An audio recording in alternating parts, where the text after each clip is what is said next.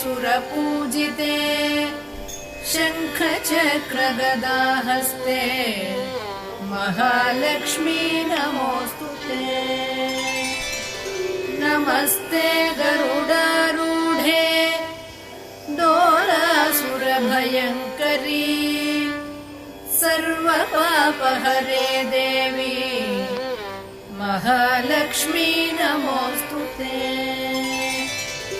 सर्वज्ञे सर्ववरदे सर्वदुष्टभयङ्करी